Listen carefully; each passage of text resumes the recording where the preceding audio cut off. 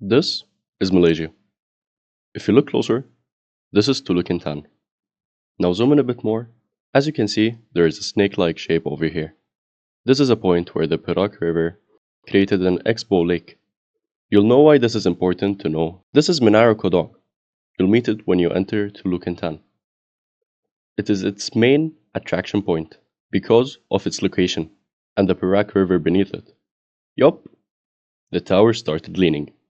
Moving on, this is Masjid Melayu, and these are two UCSI students going to learn more about the history and architecture of the mosque. Masjid Melayu was constructed around the beginnings of the 1900s and has gone through many changes and renovations and extensions. First thing you see when going in is the 3-layered floors, and that it doesn't have a dome. This has a concept behind it, which is each layer represents a philosophy in Islam, which are knowledge, faith, and prayers. This kind of construction also follows Malay architecture. Looking below that, on eye level, you can see 1, 2, 3, 4, 5, and more windows with the same unique shading device. If you look closer, you can see that they block out sun rays during peak heat hours to help minimize the internal temperatures of the building. Looking over at the main entrance, from the east elevation, you can see a 2-doored entrance with glass ornamentations. Let's zoom in a bit more to see it more in detail. Yes, just like that. As you can see, the glass designs add to the aesthetic of the entrance instead of just pure wood from up to down. It acts as a welcoming factor to the mosque's visitors. Looks like someone got attracted by the entrance's ornamentation.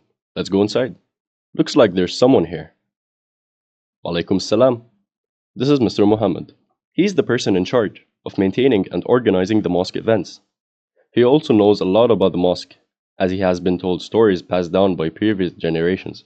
This is the minbar. It is more than 20 years old, but previously there was a much older minbar that was in the original mosque, which dates back to more than 110 years. It is now located in the new mosque, as Friday prayers has stopped in Masjid Melayu and is now being done in the new mosque. The minbar is made of stainless steel and the ornamentation is made of brass, which adds to its overall look. The minbar is where the imam sits to give a speech every Friday prayer to the people. Its idea is to have the imam elevated in a high point so that the people in the back can still see him while giving the speech. Some of the ornamentations of the old construction is still there, and some were covered up with concrete, but they tried to maintain the same design of the old timber into the concrete.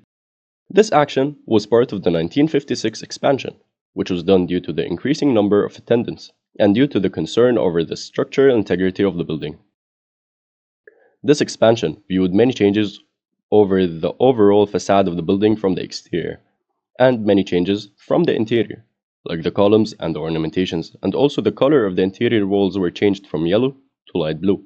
This color change helped the worshippers to be more relaxed and concentrated, as it's known that blue helps soothe the eye more than yellow. Not many of the original ornamentations and decorations are still in sight in the mosque, but one of those that are still there is the chandelier, which dates back to the original construction of the mosque. Over the middle of the ceiling, there is a ventilation vent which allows for constant airflow, as the mosque depends on airflow and is not fitted with air conditions.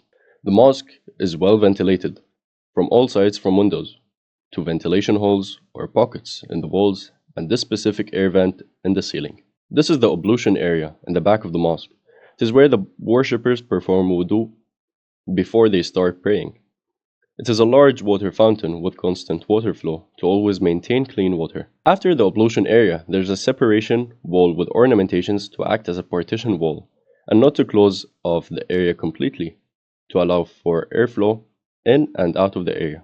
Behind the partition wall, there is a back gate to the mosque and also the toilets. This is the Tabu Biduk. It was used back in the day to call for prayer. This is what it sounded like.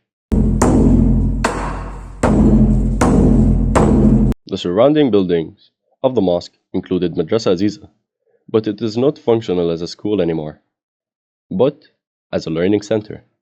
The workers rest and sleep buildings and a primary school that is across the street. Hope the video gained you more knowledge about Masjid Melayu and its location and surroundings. Thanks for watching.